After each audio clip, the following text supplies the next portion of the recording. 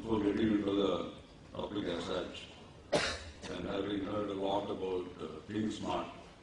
I think recently I read a book by Eric Schmidt which talks about the smart executive. So he's at the base of anything more fanciful, workable, which will finally deliver results, either in the Indian scenario or anywhere else. With regards to cyber security, the scenario is not as simple, as plain, as imaginative, as dreamy, as it is being made out to be. The US President was forced to come on a press conference with some senior executive of FireEye after the Sony breach. We have been keeping passwords next to our computers and offices and things of that nature. But the Sony, which was hacked earlier twice, had their complete list of passwords.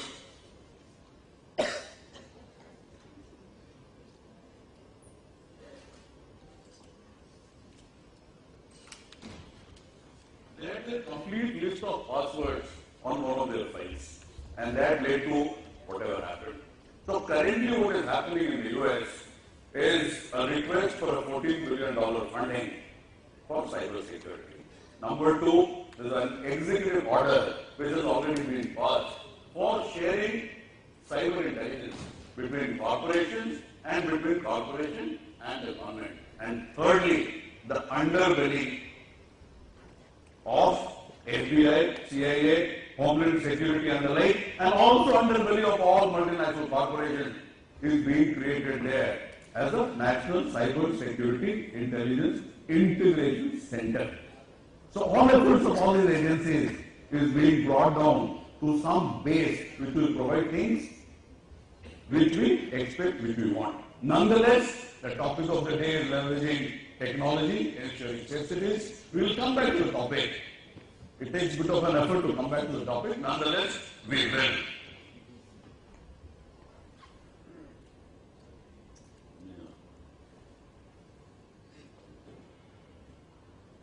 Correct. So whatever we talk about security in today's world, where terrorism, which affects, I think, nearly every single individual on the face of the earth, finally it gets to a place what we call as the Homeland Security. This was America's response to 9/11, and within 13 months' time, they were able to create Department of Homeland Security, which happens to be, as of now, the philosophy, blueprint, and future of policing globally. So this incident has been a watershed in modern human history, 9/11, and 26/11 certainly has been a watershed in our history. What happened? What transformational changes took place at that particular point in time was that internal security and technology came to the public domain. I have been in service since 1989, and internal security, policing and the like was something, it was treated to be something very far, something very different from planned development, corporate, and all sorts of enterprises. So it's something it will be done, police will attend to it, and there the matter will end. Today, surveillance has become ubiquitous. Completely intrusive, effort at providing all the time. It's completely intrusive. Whether you like it or you don't like it, it's completely intrusive. 75% of the internet traffic is left open by state actors in the US, another 25% in UK. We have been talking about IPS, ideas and things of that nature. You can give it a thought, and the way Anonymous has been treating this whole world, I think there is a lot to be done, lot to be planned, and there's lots to be done to make ourselves secure. This whole concept came in the year 2005 when our then Prime Minister Dr. Manmohan Singh came up with the idea of cities being the growth centers. And so they have to be treated on a totally different plane, in a totally different manner, in a completely integrated, multi-dimensional manner, because any attack on them hits the sovereignty of the nation and the economic well-being of the nation. What I talked about is a technological framework for safe and secure cities. I have been talking about this framework for the last couple of years. There have been no divergent opinions, and all of us are on the same. Nonetheless, it's not gone ahead. So the first point, or the first technological platform, is the Command and Control Center. We call it the C4I. Computer, communication, command and control. Now computing will also come with that, and with interoperability that is C for I, intelligence also comes there. Second is cyber security and interception systems, all of you are aware of. And there are lots of actors, lots of players, lots of complexities which happen in cyber security and interception system. It's a world on its own.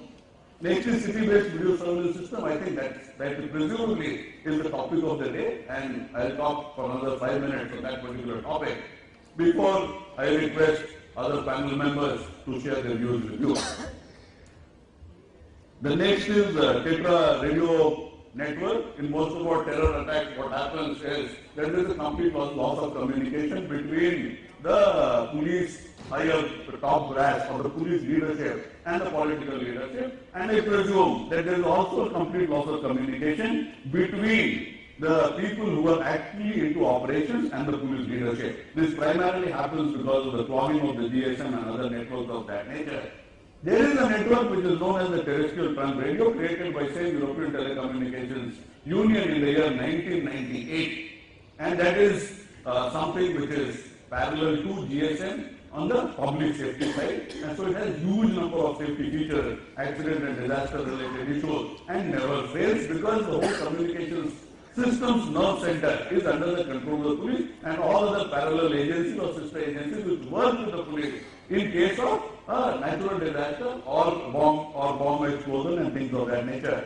Next is the geospatial technology, supposed to be the third eye. And finally, an ERP solution, RDBMS integration, which finally throws up a homeland security architecture, which at the time being, we talk about only of the mega city.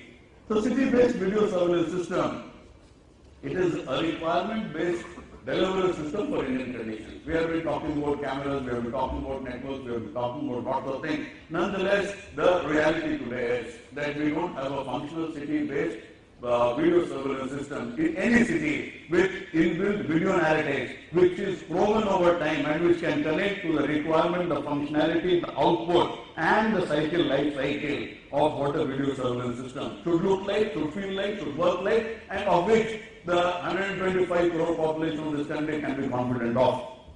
It is something totally different or way ahead of CCTV networks. Is the Stone Age and 21st century sort of a gap which it has, and there is no meaning without individual analytics. To start with, we have to start somewhere.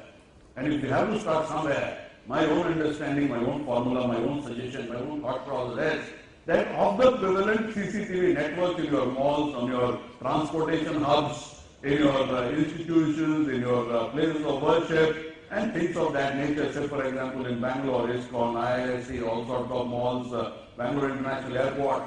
I think if that can be connected on a Sarkari fiber optic network and with a video command center and the interface based on access and privileges which is decided upon or which is agreed upon, I think that will be a very great beginning. Otherwise, we'll have to wait for some 15, 20, $30 billion to be invested, and it cannot happen for the simple reason we still don't have the capability to create something of that magnitude. It has to evolve. It will not happen as a single scope system. Correct. So safe cities. Now video footages. All of us know that the video footages are most potent data with regards to prevention, detection, incident support, analysis, improvement, scalability, and the like. So this is where the capability of a video footage stands in the whole gamut, in our whole scheme of things to counter terrorism. And this video footage will come out of what? It will come out of your city-based video surveillance. It will come out of your camera. It will come out of your image quality. Face recognition and license plate registration has not happened to date. People have been giving certificates. We have heard of lots of certificates. People have been giving certificates, but certificates it is not being transformed into reality of the results which we look for. Somebody talks about a CMM5 company. I said, how does your CMM5 company in a specific scenario of CCTNS project translate into every single activity which you are doing and every single human resource which you have deployed at my site? And every single result which you are showing to me, I cannot see CMM5 from beginning to end. There is no CMM5. You have a certificate nonetheless. Correct. So it has a proven tag called inbuilt video analytics integrated system, deterrent and a must. So the functional pyramid is surveillance equipment, network connectivity, data center, command center, and collaborating monitoring. I will not take much of your time because there are other panel members to follow. So the relative cost which we don't think of, and we presume that the cameras are a great equipment and on its own it would deliver the dream which we imagine of, and all of us will be secure one fine day. Okay, dreams remain dreams. Nonetheless, we generally love to follow dreams. Data center. Now, you see the total component the data center takes. Correct. Relative operating cost. I think any software created, 26% of the cost of the creation of the software goes in its annual maintenance. And the biggest job even an IT company does is to maintain its IT infrastructure. Nothing else. Because if the IT infrastructure is not intact, what IT services will deliver? Simple standard ERP softwares, globally accepted, maintained, operated upon like SAP. Companies find it difficult to deploy SAP in totality in their organization. So that is with regards to execution, and I'm not talking about the government. I'm talking across board. So somehow this capability, I think, it has to come into the Indian DNA. Moving further, correct, how it will happen? Execute, evolve, consolidated, upgrade, scale. Correct. So this is my formula. Evolve on what? On image quality, metadata usage, analytics, network, video command center, requirements, functions, output, delivery match. This is what you have to evolve on. You say it is an evolutionary process. Scalability has to be inbuilt. This has to be that. How? Which? What are the standards? So video analytics is the roadmap of video surveillance. If we intend to have video surveillance and if we feel that this has a capability of creating something like a documentary, I started from Karnataka Bhavan in the morning and say I go missing after this session. Can Delhi police give a documentary from where I started and where I ended and where I disappeared? Like those 3 girls who disappeared from somewhere in UK, and till the last point they are able to give you how they moved. Even the lady who was murdered in Australia. Right? Have we seen such footages in this country? Are we not a part of a global integrated village network technology? Correct. So Indian field issues will be the only critical component. There will be no other critical component. No certification, no this thing. If we will have Indian standards, we will have homegrown stuff, and that will get integrated. We are not getting into embedded technologies. We don't want, it should not happen that the video footage is not available to us and it is available to the US. There would be the sadness there. That would be the sadness there. Correct. So what we need for is counter-terrorism, motion detection, face recognition, license plate recognition. These are the main issues. And we have tried our level best. I also head the Electronic Systems Validation Committee for Karnataka government. And we have tried again and again and again. We have the certificate. We have the ideal experimental laboratory environment. Then you get results 30%. I bought a car. So they said 16 kilometers an hour. Then diesel also, okay, diesel will be very. So finally, what happens 2 years down the line? Then the first 5,000 kilometers, you will give only 13. Today also that buddy car is giving 12.5 or 13. And it is a marvel of German engineering. Okay, nonetheless, investigation law and order, we have given you what details we require of. Creation of video analytics software based on Indian Homeland Security requirement, Indian field issues, so that will only work.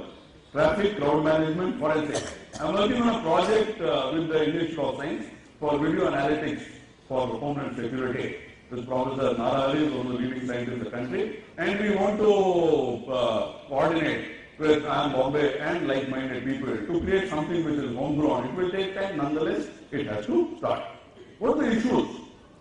I think this presentation with a single-minded objective, that the fraternity here would create standards, SOPs, other procedures, understand the tender and the tender process of which we are also to be blamed, and end of the day find a workable solution to creating the first kernel of city-based video surveillance system in India with video analytics.